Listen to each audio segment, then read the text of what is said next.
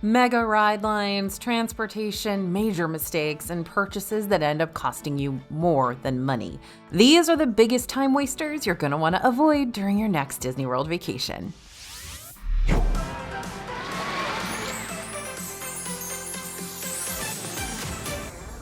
Hey everybody, it's AJ for Disney Food Vlog. Now, if you clicked on this video, I already know what type of person you are. You're someone who wants to maximize their time on vacation and avoid anything that might squander the limited amount of time you've got. Same. Thankfully, that's what this video is all about. Weeding out the time sucks so that you can fill your itinerary with more fun and adventures and memories, and insert more ooey gooey sentimental stuff here as you see fit. Disney trips can be amazing, but they are also very expensive. So let's make sure you get the biggest bang for your buck for every minute you're on property. Okay, it's a great idea to get over to your Disney hotel just as soon as you can on the day you're going to check in. What's not such a great idea is getting to your hotel bright and early, expecting your room to be ready, because it probably won't be. Typically, check-in time for the Disney hotels is at 3 p.m. and check-in time for the deluxe villas is at 4, which means if you get to your hotel around, say, 9 to 10 a.m., you'll more than likely have hours to go before you'll receive that lovely little ping notification letting you know your room's ready. This does not mean you need to sit and twiddle your thumbs in the lobby, though. This is your chance to get a head start on your vacation. If you arrive at your hotel early and your room's not ready for you, you can always drop off your luggage over at Bell Services and jump straight into the fun. You'll even be able to use your resort's pools before your room's ready to go, just as long as it's your check-in day and not a day earlier than that. If your vacation happens to fall during the summer, you'll also be able to take advantage of Disney's free water park tickets, available for all Disney hotel guests to use on their check-in day, and only on their check-in day. Unlike 2025, this free water park perk is only available to use in the summer, not during any other time in 2026. So if you want to do a water park day on your check-in day that lands during the winter, spring, or fall seasons, you have to pay extra for those tickets. But other things you can do that don't cost anything when you are waiting for your room to be ready. Explore the hotel, maybe go get some good lunch. Head over to another resort hotel and check that out. Go to Disney Springs. There's lots of cool things around Disney you can do without even burning through a park ticket. So definitely check that out. So picture this. You're waiting in line for a ride like Mickey and Minnie's Runaway Railway in Hollywood Studios. You've already been in the queue for a solid 20 minutes when suddenly you hear an overhead announcement telling everyone in the line that the ride has temporarily run amok. And so you wait and wait and wait, hoping and praying and hoping that the temporary part actually rings true here. But who knows how long that ride's going to be down, really? I know, that situation is super frustrating, and what makes it even worse is that a ride breakdown is something completely out of your control. I mean, none of us want to waste time standing around in line for nothing. If you go to Disney World enough, you're going to hit this conundrum. What do? Do you stay there? Do you leave? If you leave, will it come right up right after you leave? It's like getting in the wrong line at the grocery store, right? Should you go to the other line? Should you not? But after lots and lots of testing, here's what we do. As soon as you hear that a ride is closing down, pay attention to the actual ride announcement. If you're able to hear it, that is, because sometimes the nearby grumblings from other peeved off guests might make that tricky. But if there's a cast member nearby, you might be able to ask for clarification.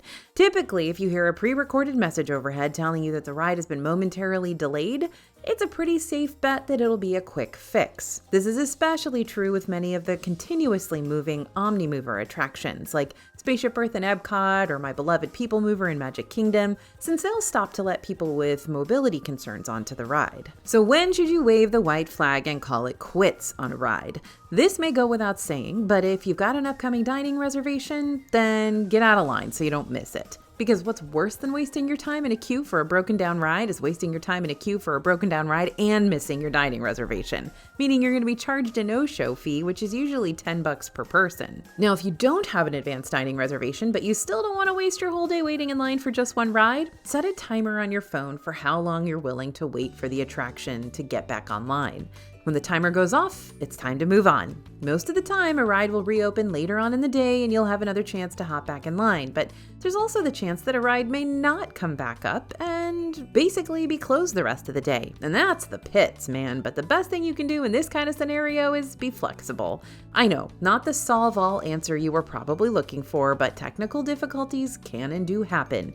The good thing is that for every Disney ride that goes down, there are still dozens of things to see and do around the park that'll remain alive and kicking, so don't allow one ride breakdown to shut you down for the remainder of the day. Just take a deep breath, shake it off, and redirect your group to something else fun to do to make up for that lost time. If you've scanned into a ride with your lightning lane and then the ride goes down before you can board, I'd recommend standing in line at least until you can see about getting some redemption passes if they're going to be available for you to pick up. It's all determined on a case-by-case basis, but you won't want to bail until Disney officially makes that call one way or another. So find a cast member. So I basically have like zero patience. My whole family has zero patience. So imagine, if you will, what our Disney World trips look like if we decide to buckle down and get in line for a ride like Tron Light Cycle Run that's pushing the 2-hour queue threshold. That's not gonna happen. I love my family, but I know us way too well, and that wait could literally suck the fun out of the ride itself. It's only a minute after all. Waiting in the longest ride lines that Disney World has to offer is brutal. Think of it this way: money is time, time is money in Disney World. You only have so many hours there, and you likely paid thousands and thousands of dollars for this vacation, so any minute you spend not doing something awesome is a minute and $1 wasted. If you're willing to invest a little bit more to avoid wasting time and money, then Disney does have those lightning lanes that you can purchase. Those allow you to bypass most attraction standby lines in exchange for shorter waits. If you're interested, we got a free guide that tells you all about maximizing lightning lanes. You can download it right now by scanning the QR code on the screen or clicking on the link in the description for disneyfoodblog.com/multipass after this. But another way to unlock shorter ride lines is purchasing a ticket to an after hours event. Disney's after hours are separately ticketed events that happen at certain parks on select nights and allow event guests to hang out in the parks 3 hours past closing time. These events have drastically reduced crowds to the point that it's kind of ghost towny in there sometimes. There are rare character appearances too, and way shorter ride lines. Oh, and complimentary snacks like popcorn and Mickey ice cream bars. So after hours, guests are allowed to enter the parks 2 to 3 hours before the event kicks off, even without a regular park day ticket for a pre-party mix-in, which means you won't have to miss out on the park's nighttime spectacular. Okay, so there's a lot of premium stuff, a lot of stuff you gotta pay for. So how about the free line skipping strategies now? Well, you gotta turn towards the tried and true tactics, my friends, and that means waking up early. This isn't just a Disney strategy, this is an every theme park strategy. You wanna get ahead of the crowds? Wake up and arrive before the crowds do.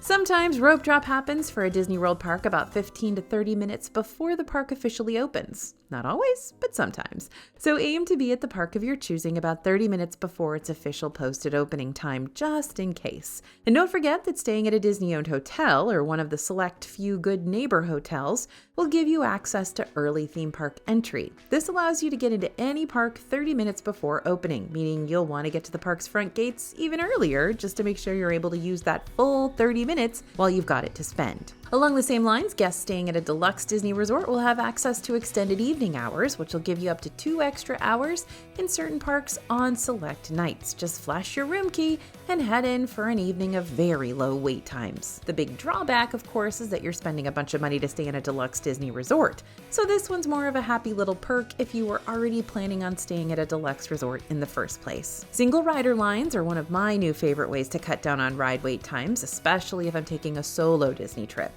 And I'm not saying single rider is a new concept, but there are more single rider options available now than there ever have been, and these new options tend to have fairly consistent shorter queue lines. Single rider lines are available at Test Track and Remy's Ratatouille Adventure in Epcot. Those are usually very, very handy.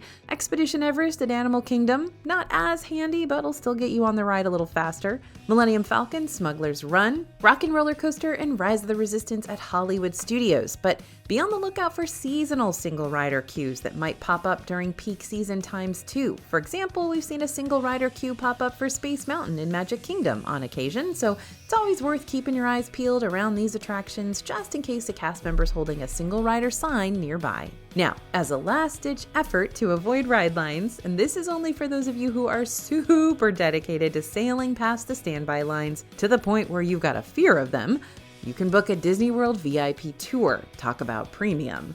Through Disney World Signature Services, you can book a private tour guide to escort you around the parks and drive you around Backstage and give you front-of-the-line access to most Disney World rides and attractions. I know, sounds like a dream, right? But these tours cost $450 to $900 per hour with a $7 minimum. So yeah, you're gonna shell out thousands for this perk. That said, you add up to 10 people on a Disney World VIP tour, so if you have a couple of families who want to share a guide for the day and split the cost, it can be a useful thing, especially on Disney World's busiest days or on one of those trips where you're only there for one day. My scriptwriter Bria really felt the weight of this one during her most recent Disney World trip when she stayed off property, so I'm gonna let her go into the details of that. Take it away, Bria. Hey everyone, Bria here. Me and my husband stayed at the Residence in Lake Buena Vista during our last Disney World visit, which, yes, is a good neighbor hotel for Disney. So technically, we could have used the free shuttle service if we wanted to get to and from the parks. But we didn't want to use it because the shuttle times were very, very, very limited. And we didn't want to mess with that. So we just drove ourselves in and out of the Disney bubble every day. Now, technically, that shouldn't have been a very long drive. It's about, 8-9 miles away from Disney, give or take a few. But y'all, we still had to navigate I-4 to get anywhere. And that meant our daily drive typically took us 20, 25, 30 minutes sometimes. Not horrible, but stressful for my husband for sure, especially since I've already designated myself as the passenger princess. There's no way I want to attempt navigating I-4. No sir. But what stressed us both out constantly was the shoulder-to-shoulder traffic on the daily. Even when we left the hotel early to get to our dining reservations, we still found ourselves racing against the clock when traffic decided not to be on our side. So in some ways, staying off property still saved us time because we didn't have to wait at a bus stop or anything. But at other times, we found ourselves just really wishing we'd booked a value hotel along the Skyliner route and called it good. Although I must say, Residence Inn has a really nice complimentary breakfast spread with a Mickey waffle baking station. So that might still persuade me to come back and stay here in the future. Just maybe. So that's the thing about good neighbor hotels. Some are situated inside the Disney bubble, making traveling place to place around property super easy, but others require a bit more of a daily journey that you're going to want to read up on before you lock in those reservations. Also, when it comes to driving yourself in and out of the Disney bubble, as Bria said before, plan to always leave with plenty of time to spare. While the height of I-4 traffic tends to be at the start of the day when locals are heading into work and tourists are heading toward the parks, as well as lunch rush and end of the workday rush hour around 5 to 7 p.m., just assume that any time you're out on the road is going to be a busy time to be out on the road when you're around Disney World. So if you've got dining reservations to get to inside Disney and you're staying at an off-property hotel, I'd say a good rule of thumb is to head out an hour before your reservation time just to be on the safe side. After all, it's better to be early to these things instead of fashionably late because that no-show fee doesn't feel all that fashionable. Orlando is really good at serving up afternoon storms, but that doesn't mean you need to run for the hills as soon as the rain starts. While you're waiting for the storm to pass in the park, here are just a few activities you can do to pass the time without wasting it. In Magic Kingdom, catch one of the indoor shows like Carousel of Progress, Country Bear Musical Jamboree, Enchanted Tiki Room, or Hall of Presidents. These are going to give you a chance to get off your feet for a little bit. And see if you can catch a rainy day cavalcade. If the weather isn't too intense and just a little drizzly or gloomy, the Rainy Day Cavalcade will make its rare appearance down Main Street, USA instead of Festival of Fantasy.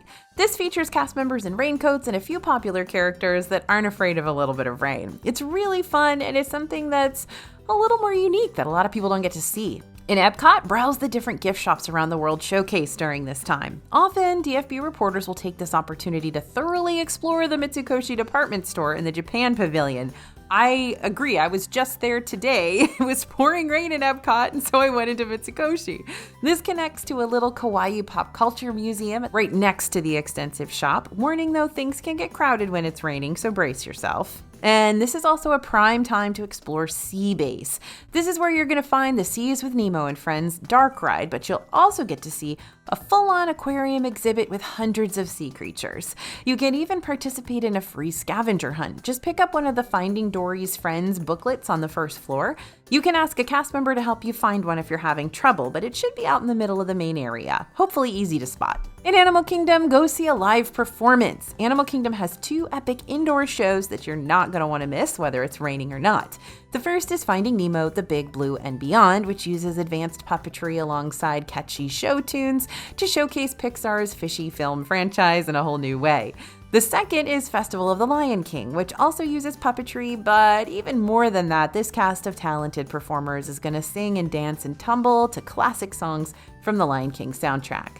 Now, you might also want to have a drink at Nomad Lounge. Very few things are more peaceful than having a cocktail, maybe a mocktail, and a snack or two while on the covered patio of Nomad Lounge when it's raining. You don't need reservations to get into Nomad, but you will need to get on the walk-up waitlist most likely. And in Hollywood Studios, take a self-guided tour through Walt Disney Presents. It's a gallery and exhibit all about Walt Disney's history. Here, you're going to be able to explore Walt Disney's career through art and dioramas and rare artifacts. You can also catch a 15-minute documentary featuring the life and career of Walt Disney, or you may be able to see the first 15 minutes of the newest Disney film instead before it's released in theaters. And again, go and check out an indoor show during this time. Performances like Indiana Jones' Epic Stunt Spectacular may be partially covered, but since the stage itself is exposed to the elements, several may have to be cut from the schedule during wet conditions. But that doesn't mean there aren't shows in the park that'll run whether the sun's shining or not. Try shows that take place 100% indoors, like Frozen Sing-Along and Disney Villains and The Little Mermaid, A Musical Adventure.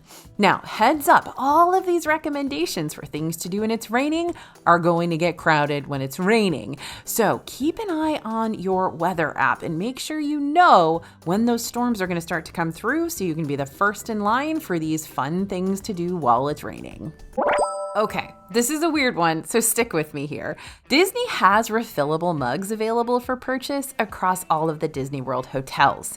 These mugs cost a fixed price, around $23 per mug, and will get you unlimited refills for the remainder of your trip, up to 14 days. Now the catch, you can only refill these mugs at select quick services and pool bars and kiosks around the Disney World hotels. You cannot use them for free refills in the parks, though you're still more than welcome to take your mugs into the parks with you to fill up with water during the day. So, how does this become a time waster? Well, because you're going to want to stretch this perk as far as it can go while you have it, that means going out of your way time and again to fill up your mug, because a lot of times your hotel room is going to be way far away from the place you can fill up your mug. Think of it like this.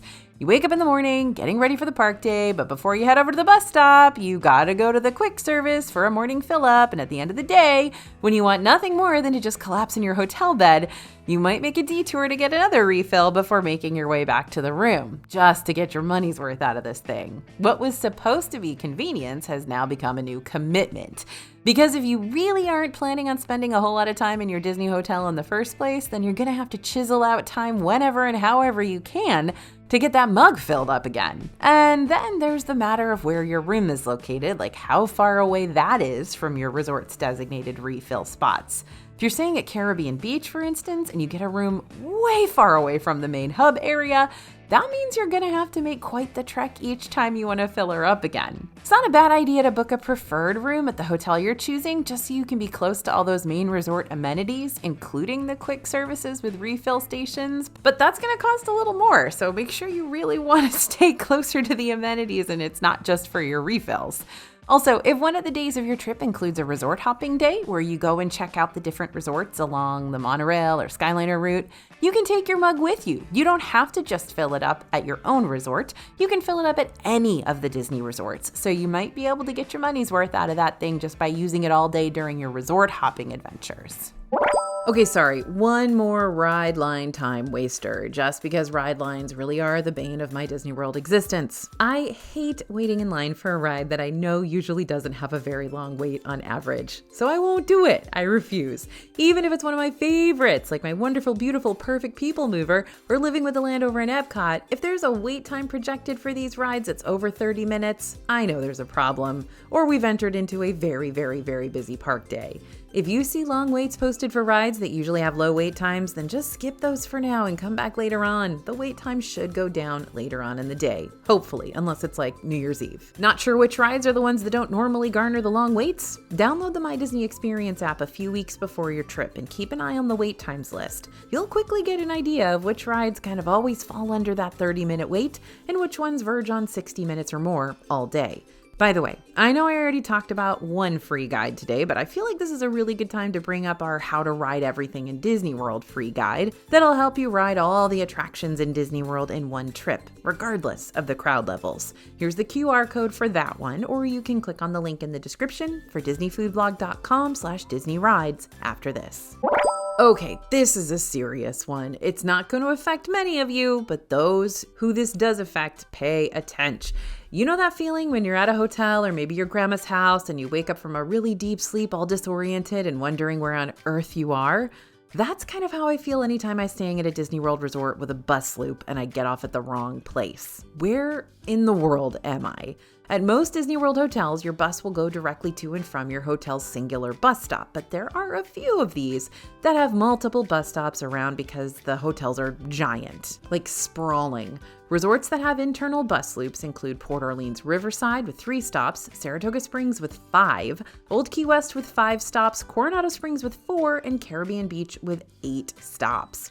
The internal bus stops are actually super useful because they help you from having to cross large distances to get back to your room. But if you're not paying attention, then you might just get off at the first bus stop your shuttle comes to, and that stop will end up being on the far opposite side of where you're staying. That's a big old time waster because you'll either have to wait around for another bus to take you the rest of the way to the stop you need to be dropped off at, or you have to walk all the way over to your real destination, which could end up being quite a trek after 30,000 steps in the park that day. Not really 30,000, 20,000. Yeah. The best thing you can do to make sure this doesn't happen is to stay alert. Once you know where your room is located when you first check in, track down the nearest bus stop. For example, say I'm staying at Coronado Springs and my room is over in Cabanas.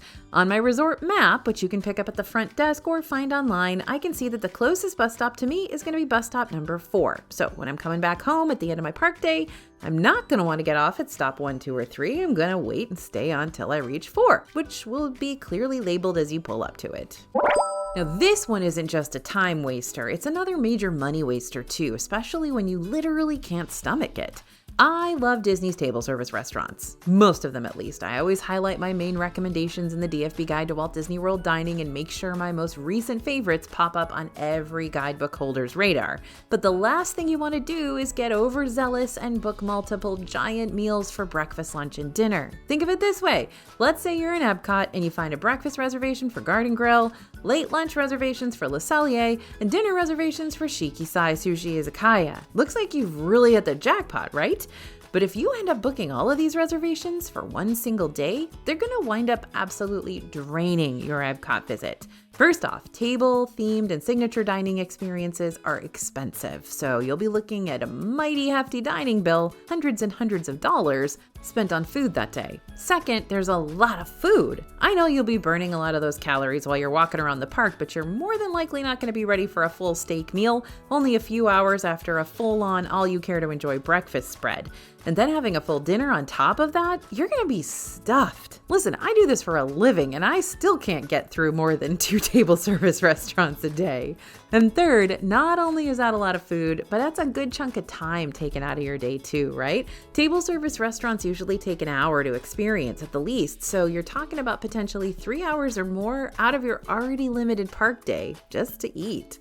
So what should you do instead? Well, don't knock those quick service options till you try them, especially not in Epcot. Not only are they less expensive than the table service restaurants, but you can order smaller portions that keep you satisfied without making you too full for your specialty sit-down meal later on. Having one table service meal per day? Awesome. But when you rely on quick services or even pre-packed meals that you brought along with you, you'll be saving so much time in the parks, and you can use that saved time instead to get on more rides and see more shows and browse through more gift shops. You can save even more time when you mobile order your quick service meals through the My Disney Experience app instead of waiting in those potentially long physical lines, especially right at meal times. Okay, there's a lot more I want to tell you about the Disney World dining scene, like so much more. Reviews, advice, budgeting tips, savings tips, even for both time and money. So be sure to check out the DFB Guide to Walt Disney World Dining. It's on dfbstore.com, and when you get the chance, go ahead and grab it, and don't forget to type in code YouTube to save some money on your total purchase. It is 100% money back guaranteed, by the way. If you don't like it, if it doesn't work for you, no problem. Just let us know. Losing precious time in the parks and losing something valuable? Yikes. Sounds like a gross double whammy. I hate that heart-dropping feeling when you realize you've left your phone or your wallet or something else of similar importance somewhere other than your bag or back pocket. It is the pits. I have lost my phone in a minivan. I have lost my driver's license at Via Napoli. Believe me, I have felt the pain of this. And then you've got to take the time out of your day to try and retrace your steps, hoping it's where you left it, wherever that might be, which will take who knows how long. And then if you don't find it, your time in the park is going to be filled with a whole lot less excitement and a whole lot more worrying and phone calls and trying to get someone to figure out with you how to get your thing back. So, what happens if you lose something important in Disney and retracing your steps didn't work? Often, cast members will hold on to lost items for a short period of time before sending them on to guest relations or lost and found. If it's been a few hours since you lost the item, or if cast members haven't recovered your item, go to the nearest guest experience location, look for the blue umbrellas, or visit guest relations near the entrance of the park. They'll be able to point you in the right direction in terms of steps, and those next steps are more than likely going to be lost and found. Disney's Lost and Found is huge. People lose a lot of stuff in the parks, but there is an extensive system that documents each lost item. That's awesome. But because the system is so vast and extensive, it can take a few days for your phone or lost item to be cataloged, and even longer before it's returned to you. So it's best if you can report it lost as quickly as possible. There's an online form that you can go to. It's called chargerback.com, where you can report your missing item ASAP, and Disney will do its best to find it. The best thing about the Chargerback website is that you'll be kept updated on the status of your item too, even if you have to head back home from vacation. And if and when your item is found, Disney will usually mail it back to you at no extra charge. This happened to me when I was staying at Grand Floridian. I had a 3 a.m. Uber to leave because I had a 6 a.m. flight, something crazy like that, maybe 5 a.m. I don't even remember.